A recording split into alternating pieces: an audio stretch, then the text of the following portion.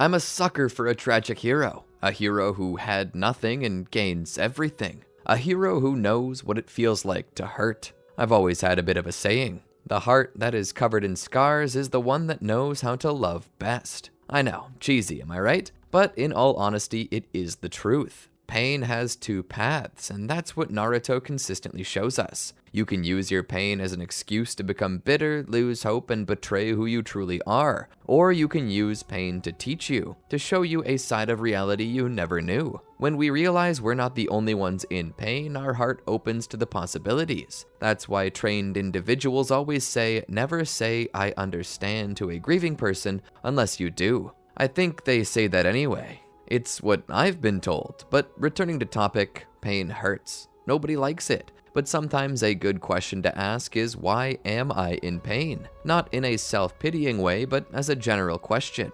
There are possibilities. Perhaps you're being taught something, shown something, or perhaps your pain isn't only for you. Maybe someone is watching who doesn't understand. Society is a massive reflecting pool, and sometimes even the tiniest ripple can become a wave. You do make a difference, even if you don't notice at first, even if you never notice it. These are the things that Sasuke in this story is learning. The question is, what will Sasuke do with this pain? Will he use it to build up others, or will he use his pain to bring the whole world down? Only time will tell. Sit right back and get ready for another tale of suspense and intrigue. Let's begin. Welcome to the Amagi. Before we begin, only 25% of our viewers are subscribed, so if you're a fan of the video, please like and double check if you are subscribed, and with that out of the way, let's get into the video. Sasuke and Karin were up and moving. She'd been doting on Sasuke non-stop. She was sure to keep feeding him even when he wasn't hungry. She wanted to make sure that he not only regained all of his strength, but got his weight back up.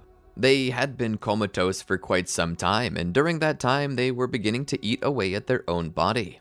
Karin could see his ribs, and that disturbed her. Due to this, their stay was extended. Chukaku refused to send them back out into the world if they weren't healthy. In fact, he was just searching for a reason to keep them around. It wasn't often that he got to take care of children, even though his own eyes believed that caring for those who couldn't defend themselves was their job. The Fire Temple should have been a place for all who were downtrodden to seek refuge. That's why he was insinuating that they stay. They couldn't have been that old, nor was he certain they could survive on their own. That's why Chukaku was approaching them now. Sasuke and Karin were sitting out of the way, and once again, she was feeding Sasuke. "You sure you should keep doing that? Little fella looks like he's about to pop." Karin looked over with a smile. "I just want to make sure he has enough meat in his bones to make a hard journey." "That's what I wanted to talk to you about," Chukaku said. Karin looked over at him. "What do you mean?" "I spoke with my student, Chiriku. He has agreed to allow you to stay here indefinitely." Karin was surprised. "Really? But we can't do that. It would be rude for us to take advantage of your hospitality." "I know, which is why you won't be doing that. If you wish to stay, then you will both need to begin training here, the same that Sora is, and you will dedicate your time here to helping others. How does that sound?" he asked with a smile. Karin looked down, mulling it over. Chukaku cut through the silence with a bit more to say. "You'll have a place to stay, food to eat, clothes to wear. We'll keep you up, and we'll even offer you an education, teach you discipline, and give you skills that you can use to survive on your own. All we ask is that if the need arises that the temple wants to help others like you, and if we need you to do that for us, that you'll do so. That's not too burdensome for you, is it?" Karin shook her head. "It's not too burdensome, but with the passing of our father and now our mother, I'm left as the primary guardian of my little brother. I can't do anything without making sure that it has no negative impacts on him. I hope that doesn't offend you, Mr. Chukaku." The old monk smiled. "No, if anything, it fills me with joy to see a sister so dedicated to her brother. Take all the time you need. See what Sasuke thinks. Take time to pray about it. When you've reached a decision, you know where to find me." Chukaku stood and gave them both a kind head pat. He then began to leave, but before completely leaving, he turned around and spoke. "Also, please let your brother digest before feeding him any more. We won't make you leave until you're both confident that you can do that and are ready for it."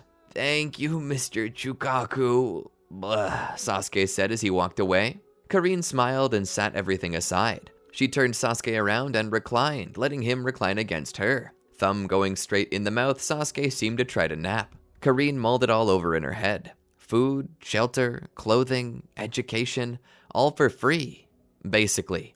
It seemed too good to be true. All they really had to do was share responsibilities with the rest of the people. She began to wonder, though, what all would be required of them to do. What would be required of Sasuke? Would this too lead to abuse and misuse of their abilities? Abandonment? After what she had already gone through, both of them, it was hard for them to establish trust with anyone. Surely these people wanted the same thing as the others. Perhaps it was best to just let go. Looking down at Sasuke, though, she wasn't sure if she could take care of him. She wasn't even sure if she could take care of herself. She needed to speak with someone else about this. That night, as Sasuke slept, Karine went outside to think. She looked up into the sky. As she did so, she remembered the nights where her mother would comfort her when she couldn't sleep. It was almost as if she felt the blanket and arm around her shoulder now. "Mom, why did you have to die? Why did you have to leave us? We need you." Tears welled up in her eyes as she looked down at the ground. The dirt had a soft blue hue to it from the white light of the moon pushing through the atmosphere, tinted blue from the reflection of the water on the planet's surface. Feeling as if an arm were around her, she looked to the side to realize she was indeed alone. As tears ran down her cheeks, she thought back on all the good times. "I could really use you right now, Mom." Letting off a sniffle, she looked at the training grounds at the bottom of the steps. She saw a lantern in the night and a figure carrying it. It was Sora. He was walking across the grounds, carrying a staff. Where is he going, she wondered. She followed him and saw him leaving the compound through a posterior door. She passed through it as well. Behind the temple, there was what looked to be a cemetery. Sora was walking through it. "That's creepy as heck," she said as she adjusted her glasses. She followed him down into the cemetery, looking at all the headstones, each of which bore a name she did not recognize. Sora had passed them all by. He stopped at a statue that had 4 sides, and on each side was a name, and below each of the 4 sides was a grave. Sitting down his lantern and his staff, he sat there and stared at it. Karine was confused. She tried to get closer to see what he was doing, but being as lacking in stealth as possible, she stepped on a stick. It cracked, alerting Sora, who stood, grabbed his staff, and pointed it in her direction. "Who's there?" Karine attempted to hide, but Sora spoke again. "I know you're there. You can't hide from me. Come out." Karine would think it over before slowly peeking out. Sora pointed his staff at her. "Come out from there." Slowly, Karine came out from behind the tombstone. What are you doing here?" Sora asked. "I saw you cross the yard, and I was wondering what you were up to, So you decided to spy on me?" Sora asked. Karine nodded. "I know, it's rude, but I just wanted to know." "Even if it's not any of your business? Is it your culture where you come from to stick your nose in affairs that do not concern you?" Sora asked. "Screw my culture. My culture betrayed me. Or maybe it never cared for me in the first place. Sounds like a familiar story. Everyone here's been through that to some degree." Sora slowly raised his staff to the air, returning it to a neutral position. "I wanted to know what you were doing. I wanted to know more about this place. I want to know more about these people." "Why? Are you infatuated with our lifestyle? Want to live like a monk all the time? Hyper-fixating on something you'll get over in a moment?" Karine shook her head. "I want to make sure it's not dangerous." "Dangerous?" Sora asked with shock, confusion, and slight offense. "I want to make sure the monks here aren't lying. I want to make sure that I won't get used. I want to make sure that Sasuke won't get used." "That's an affront to our honor," Sora said as he pointed the staff back at her. "What gives you the right to come into our compound, eat our food, drink our water, wear our clothes, and wander our grounds only to accuse us of malevolence?" he shouted, face growing redder. He stepped in closer to her. "I'm reporting you to Chiriku. I'm tired of being pestered." He grabbed at her arm to take her, but she pulled away. It looked like he wanted to attack her. "You don't want this, girl. Come with me quietly or I'll force you to." He gripped at her arm again, causing her to resist, but he was stronger than she was. She attempted to strike him, but he caught her arm. As he did, her sleeve fell back. Sora glimpsed the arm for a moment before his gaze returned to it. There were scars covering it. Teeth, not in the shape of a dog or wild animal, but of humans. He looked back at her. "What is that scar?" She pulled her hands out of his grip. "As if you deserve to know." Sora sat back before the statue with a sigh. "You're the one following me around, wanting to know what I'm doing. If you don't tell me what your deal is, I won't tell you mine." Karine slowly began to sit down. This is the scar that was given to me by my people. The ones who told me they would take care of me. It's not the only one either. My entire body is covered in similar ones. My little brother too." "Why?" Sora asked. "We're Uzumaki. We have a strong life force. When our village came under attack, we were called up as healers. The people would bite us, drain us of our chakra to regenerate. It's how our mother died. When she fell, they turned to us and made us do the same.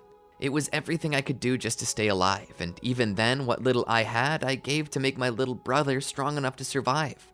I've had experience with people who said they would give us a place to stay if we helped them in return. Because of that, I lost my parents and nearly died. I'm here now because of a situation like that. And you all expect me to commit to this without even thinking about it, without questioning it? That's cruel. Sora took another sigh. My father was an elite shinobi, a personal protector of the fire daimyo. During the course of the Ninetales assault on the village hidden in the leaves, he perished, and a part of the Ninetales was sealed into me. He displayed his hand. Our scars are shaped differently, but they're still the same. Karine looked down. I don't mean to impugn upon the honor of you and your people. I just can't bring yourself to trust anyone, Sora asked, finishing her sentence. I suppose I can understand that. Taking a moment to bring himself to let go of his pride, he spoke. I'm sorry for getting upset at you. Karine pushed her hair back as she too attempted to let go of pride, bitterness, and wrath. It's okay, I guess. As they sat there, she looked up at the statue. So what is this place? Why are you here?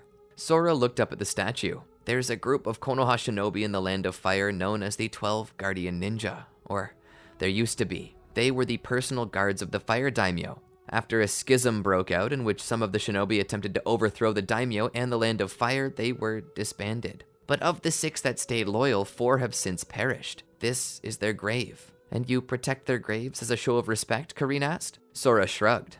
I've never questioned why I was supposed to do it, but the graves must always be watched. I suppose it could be because of that. Or maybe it's because my father was one of the 12 that I've been chosen for this. Regardless, I'm here, guarding it. How long have you lived in this compound, she asked. Sora thought about it. Nearly as long as I can remember. I can't remember a time when I didn't live here. In that time, how have the monks acted? Do you mean to ask if they've ever abused me? Sora asked with apprehension. His pride didn't like to dwell on such questions to the honor of the people who raised him. No, they haven't, even though they've had every right to. How so? Karine asked. Sora rolled his eyes. He didn't want to talk about it, but felt he needed to. A few years ago, he looked at his arm.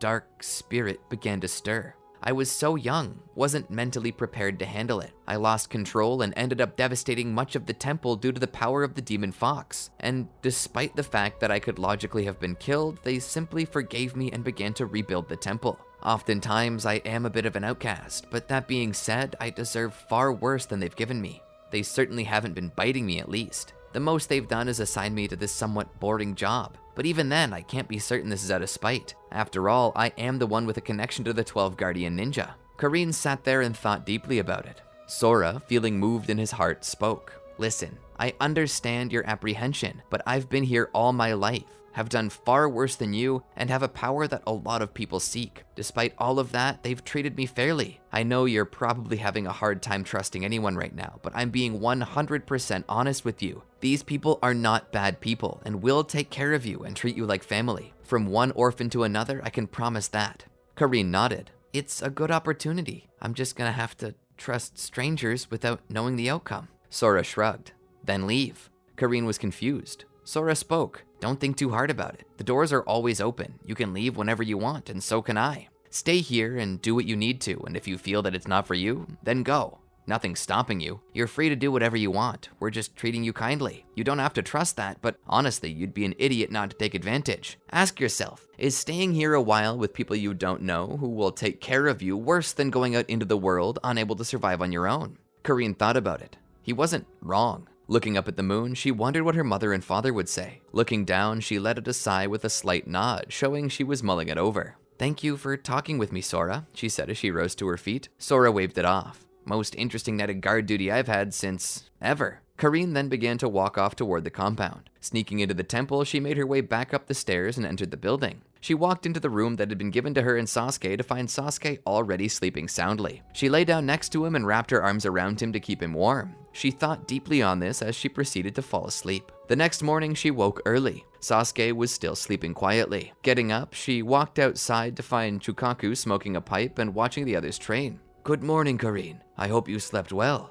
I did, she said as she watched the training happening below. I was thinking about what you said, she told him. And what conclusion did you reach? If you reached one, of course. I reached one, she said. He looked over and smiled. I'm eager to know what you've decided. Karine smiled awkwardly. I've decided to take you up on your offer. We'll do our best to help out if you offer the things you said. Chukaku smiled and rested his hand on her shoulder. We'll do all of that and more, child. All you need to do is let us. He waved to Chiriku from the distance. The shaven-headed man approached them. Yes, Master Chukaku. Chukaku turned Karine around slowly, guiding her to face her new master. Karine and Sasuke have decided to enroll in our programs. I'm placing them under your care. Treat them as you know I would. Chiriku seemed like he wished to protest, but after a slight sigh to let go of his futile arguments, he agreed. Yes, Master. I'll put them in the same program Sora's in. When can we begin? Karine asked. Right now, he said. Go wake your brother. My teaching is not for the faint of heart. It requires dedication, and it won't be easy. Karine was shocked for a moment that they'd be going full throttle from the very beginning. She quickly flushed her mind of all doubts and hesitations before offering a slight bow. Yes, Master. She then ran into the temple to their room where she would try to wake Sasuke. Chukaku watched her run off with a chuckle.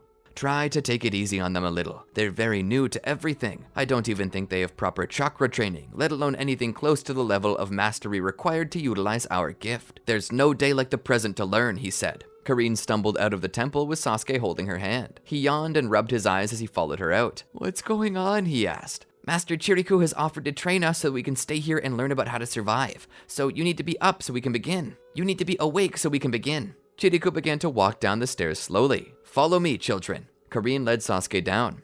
As they got to the bottom, he led them toward the koi pond. Sasuke was quick to run over to it to look in at the koi. Chiriku raised him up by his collar. Don't lose focus. We're not here to look at the fish. We're here to learn. He put Sasuke back with Karine. The first thing we're going to learn is how to control your chakra. And before you ask, no, you're never too young to learn. Chakra control is the foundation of what it takes to master the techniques we teach here, and anything else I deem necessary for you to learn. And you will maintain a level of focus and discipline through it all. Am I clear? Karine nodded. Sasuke looked away and poked at his own index fingers. Chiriku looked to Sasuke and sighed at the troubled boy. He knelt down in front of him. I know you want to look at the koi, but the koi will be there later. No task can be completed without discipline. If you can't focus your mind even a little, you'll never get anywhere. You must learn when to say no to something, and you will need the willpower to enforce that decision. If you do well today, I will personally bring you back here later to help me feed the koi. Does that sound fair? Sasuke began to smile. A bit of a smile crept onto Chiriku's face before he banished it again for that same stoicism he had displayed since they arrived. He stood. Now, let's begin. The basics of chakra control are simple. All humans have the ability to control chakra in some capacity. Rarely is this impossible, and just as rarely they can control it across their entire body. But in the most common cases, the hands and feet are where the chakra is controlled the easiest. This is why we can stick to walls, and why we require hand seals to perform ninjutsu. Our hands generate the chakra, and through the movement of our hands, we knead the chakra into a shape and style we require. The types of jutsu we can produce is dependent upon our chakra nature. Each of us possess a chakra nature we excel in. That is what we are proficient at. There are ways to tell what you are proficient in. If you're not capable of utilizing a certain chakra nature, you will not be able to utilize ninjutsu that require that chakra. If you are not capable of utilizing a certain chakra nature, you will not be able to utilize ninjutsu that requires that chakra nature. Further, natures can be mixed into various other natures, though many of those techniques require a Kekai Genkai, which is a technique or ability that is connected to your bloodline. But then, there are chakra types that anyone can learn with enough training,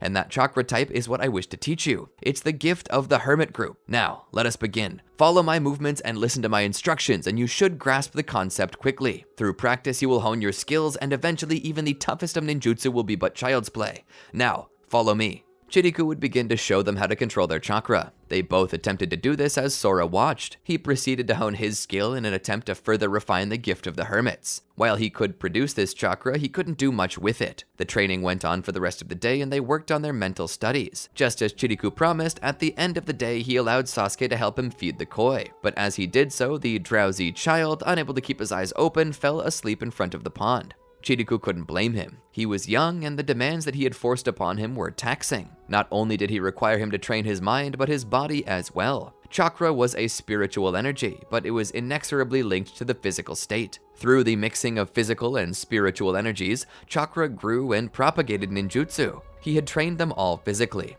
Of course, as small as Sasuke was, he couldn't keep up with everything Chiriku demanded, and that was okay. But his dedication was driven by his desire to see the koi, and that pushed Sasuke past what most kids his age were capable of. Chiriku sensed within Sasuke a potential that seemed to surpass even Sora. Due to that, he respected Sasuke's discipline. He would lift the boy up and carry him to his room for rest. "Sleep well, students," he said as he closed the door, "because tomorrow we're going to do this all over again." And so they did, not just on one day, but the day after that, and on for a year at least. Sasuke was 6 and Karin was now 10, and the both of them had grown stronger and more agile. Through the forests Chiriku ran, giving them the task of catching up to him. As he jumped and bounded, Karin and Sasuke, like bolts of lightning, were close behind him. All the while, Chukaku watched from a distance. Their progress was incredible. In but 1 year, they had already reached what most villages put as genin level. In the land of Konoha, this mostly required children to study for years, from young ages to around the age of 12. And now Sasuke and Karin were at that level, having crossed the threshold in a short time. Chiriku's ability to teach was evident in these two. He had a gift for sculpting true warriors out of anything.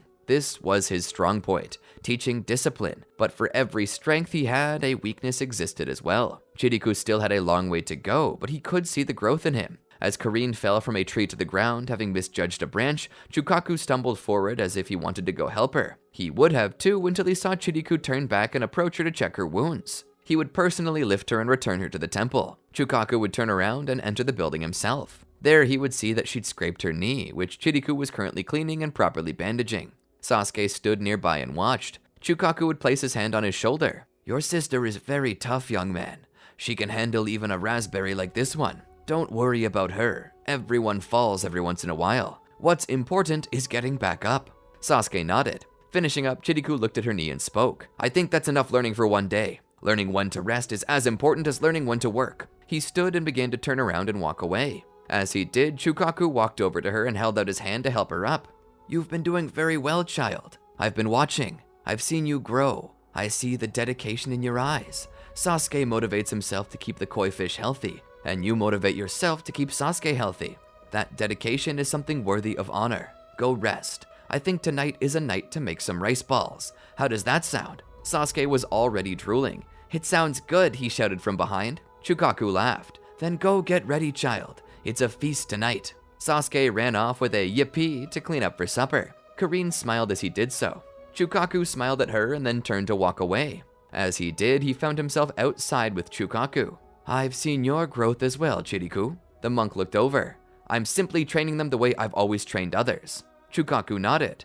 "A teacher you are. That's what you've always been. But who is a teacher without his pupils? The relationship a teacher and student possesses is special. You become like a father to them. They trust you to help them figure it out. Why do you think I sent you the orphans?" Chiriku looked down as he leaned over the rails. Chukaku spoke again. "You're afraid of your heart. You're afraid that it will make it hard for you to be a teacher, but I need you to let go of your fears. Your heart is what will make you a better teacher. What you displayed today was heart. It was logic. She cannot stand, therefore she cannot work. It's important to know the difference." Chukaku shook his head. "No, you simply did not wish to cause her undue pain. Compassion. That's why we have hearts in the first place. Love is a force without equal among our emotions. It trumps all emotions and works even when our hearts are broken. We just have to let it. Open your heart, Chiriku. You've trained one child, and now you train 2 more. And rest assured you will one day train all who come to this place. But you first must prepare your heart." Chiriku looked at his master. "I remember the last time I opened my heart." Chukaku nodded. "It was tragic, but you can't let that stop you. Just because someone took advantage of you doesn't mean everyone will. Some hearts are pure. Some are broken. Others are muddy and weak. But that doesn't give us an excuse to stop opening our hearts to them. I would even go so far as to say to keep your heart open to those who have wronged you too. In fact, it might be them who need it most." Chiriku looked over. "You don't know what they did to me," he said. "You can't just tell me to forgive them."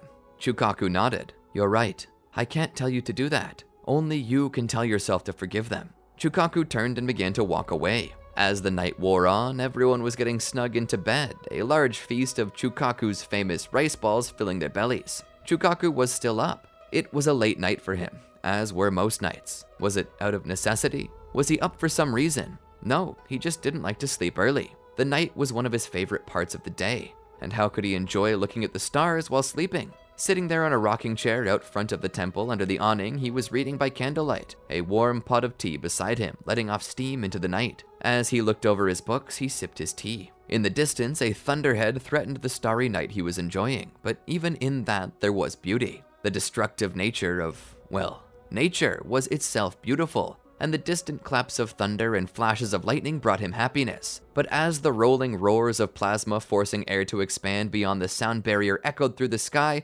another sound could be heard tailing behind it. Chukaku's eyes looked left for a moment as he thought he heard something. Returning to his book, he ignored it until he heard it again. It sounded like the voice of a person, a shouting voice. Chukaku stood and looked around the side of the temple to see Sora running to the compound. Chukaku began to run toward him. As he did, he caught the boy bloodied, battered, and bruised. "Sora, what happened to you?" Chukaku asked. "4 men. They approached the cemetery. I told them to leave, and they..." He fell to his knees. Chukaku laid Sora back. "It's okay, Sora. I'll go." He then called out, "Someone, help! Sora needs help!" He then stood and ran toward the cemetery. Other monks rushed out, Chiriku, Sasuke, and Karin included. As Chukaku ran down the hill, he entered the cemetery to see 4 individuals wearing cloaks and wide-brimmed hats to hide their identity. Chukaku stood there. "Who are you, and what business do you have here?" Chiriku went to Sora's side. "Sora, are you okay?" he asked as the other monks began to surround him. "Master Chukaku, he's confronting them alone. You have to help." Chiriku stood and began to run toward the cemetery. "Master, wait!" Karin shouted. Sasuke behind her. Chiriku looked back. "Go back to the temple." He then continued on. As he ran down to the cemetery, he saw Chukaku. "Master!" he shouted. Chukaku was bleeding, heavily wounded. Before him stood 4 cloaked figures. By their side, 4 caskets. Chiriku immediately knew what was happening. "You!"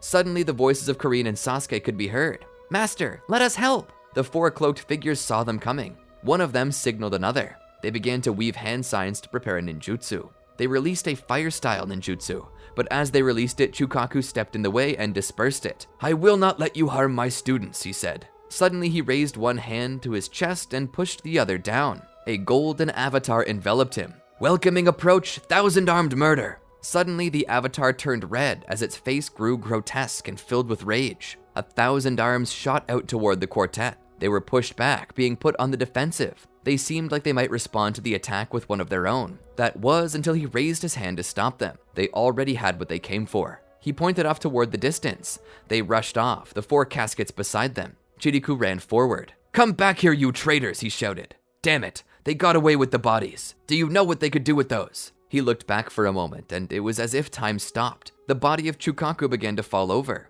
Karin and Sasuke ran over to him. "Master!" Chiriku rushed to him. "Master!" He held him up in his arms. Chukaku gave off a slight wheeze as he looked up. "Chiriku, don't be filled with hatred. Forgive them," he said. Chiriku grit his teeth as tears, something that hadn't fallen from his eyes in years, drew forth in droves. "How can you ask me to do that? How can I forgive them?" Chiriku looked at him with a slight glaze in his eyes. "Because I do." Sasuke came to him. "Master, are you okay?" he asked. "You're not going to go away too, are you?" Chiriku looked at Sasuke with a smile. "Child, I'll never go away from you. I will always be..." He tapped his chest, where his heart was. "I'll be right here, beside your mother and father." Sasuke hugged onto Chukaku as the elderly man passed away. The service was short. He too was buried in the cemetery. There, Sasuke sat by the grave, Karin nearby watching. Sora was also close by.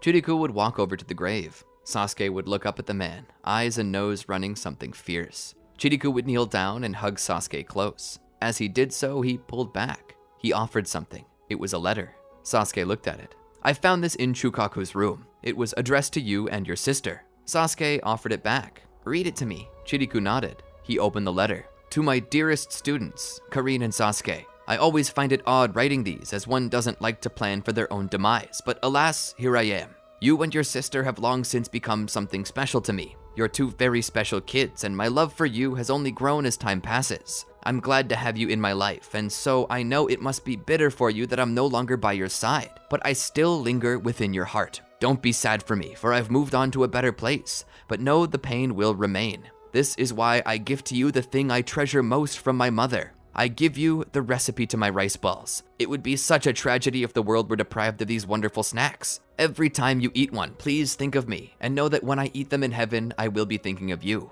With love, Chukaku." Chiriku would then close up the paper and offer it to the boy, who was then doing everything he could not to cry. Sasuke took it into his arms in a hug before letting out a roar of pure and utter pain. His posture collapsing, he fell forward into Chiriku's arms. I don't want to feel it anymore, he shouted. I'm tired of feeling it. All the death. Mom, Dad, and now Mr. Chukaku. When does it end? Chiriku felt the last of the ice on his heart he held in reserve finally break. It's going to be okay, Sasuke. I will protect you. And that's the end of this part. Don't worry, there's more coming, but you'll have to wait. Sometimes it seems in life that we're faced with a hard decision. Pain is a natural part of life, and while nobody wants to feel it, we can't become complete human beings without it. Pain and suffering are things everyone experiences. Sometimes a pain is caused by the loss of a loved one, by death, or by disagreement. Sometimes the worst pains one can feel come from a friend who has done you wrong, or perhaps you have done wrong. Sometimes some bridges will never mend, and some paths will diverge due to these things, but it needn't always be so. An open heart willing to forgive can save even the most downtrodden relationships. 3 little words that can change the world, that have changed the world. I forgive you. In this day and age, there's a lot of need for these words, and a lot of people who seek it never get it, but we can change this and be the next generation that truly seeks to make the world a better place. And it starts one person at a time. No matter what you've done, forgiveness isn't beyond your reach. You are still loved. You are still wanted. To love others as I love myself. That's my ninja way. And right now, the world needs its Narutos more than anything. So even if you can't do much, when you see someone in need, someone in tears, someone who needs a hug, don't turn a blind eye. With love, we can change this world for the better. After all, it's why we're here. I hope you enjoyed this video. If you did, be sure to leave a like and a comment, and don't forget to subscribe and ring the bell to be notified when more videos like this drop. Until next time, peace.